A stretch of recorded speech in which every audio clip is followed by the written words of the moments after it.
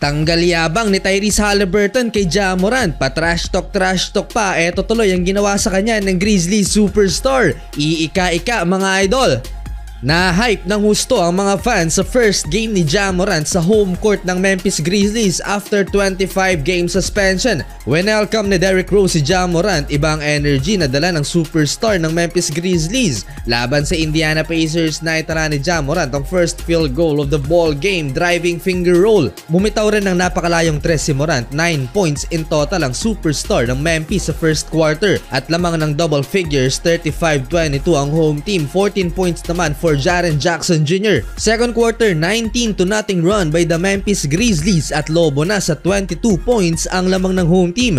Late second quarter, 14-0 run naman ang ginawa ng Indiana Pacers at na-choke ang Memphis. Hindi nagtala ng punto sa quarter na to si Ja Morant. Ang 23-point lead ng Memphis biglang naglaho na parang bula at naging dalawa na lang, 58-56 halftime. Nagpapainit pa lang si Tyrese Haliburton at ang kumana para sa Pacers si Buddy Hield at Miles Turner. Start of third quarter, first points ni Morant since first quarter, lefty layup, sumabay pa si Tyrese Haliburton. Sumagot naman ng deep 3-pointer ang superstar ng Pacers, sinundan pa yan ng slam dunk sa open court. Under 10 minutes at another 3-pointer na naman for Tyrese, na-hype na dahil lamang ng Indiana Pacers. May paangas at patrash talk mga idol, patalon-talon pa nang bumalik sa bench dahil napatawag na ng timeout ang Grizzlies.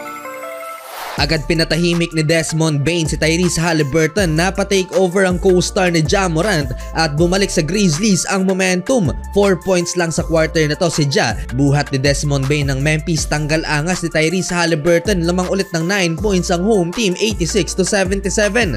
Start of fourth quarter, Ja Morant again ang unang nagtala ng puntos, driving layup and one. Palubo na ulit ang laman ng Grizzlies, instant ng karma kay Tyrese Haliburton, pinalamang lang pala kanina. Panandali ang saya mga idol, hindi man ganun ka-explosive si Ja Morant sa game na to. Tingnan nyo naman to mga idol kung paanong ma-attract ni Morant ang depensa ng Grizzlies. Parang magnet, talagang bumibigay at nagkakarambola ang depensa ng kalaban pagka-atake na si Ja Morant. Drive and kick, wide open 3-pointer ni Santi Aldama mula sa assist ni Ja Morant. Eto pa, alley-oop dunk na naman mula sa assist ni Morant, 97-81. Under 9 minute remaining, Ja Morant smooth step back jumper, mintes ang tres na yan pero may foul. Iika-ika si Tyrese Haliburton ng mass sprain ng kanyang ankle. Nakabalik pa naman sa game si Hali. Simula ng magyabang, inalat si Tyrese Haliburton, back to 17-point lead ang home team entering the last 5 minutes of the game.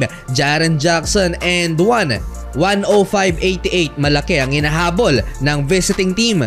As 3 minutes, double figures pa rin ang lamang ng Memphis Grizzlies at hindi na yan nahabol pa ng Indiana Pacers. Sa uli, panalo mga idol ang Memphis Grizzlies, second straight wins simula nang magbalik si Ja Morant.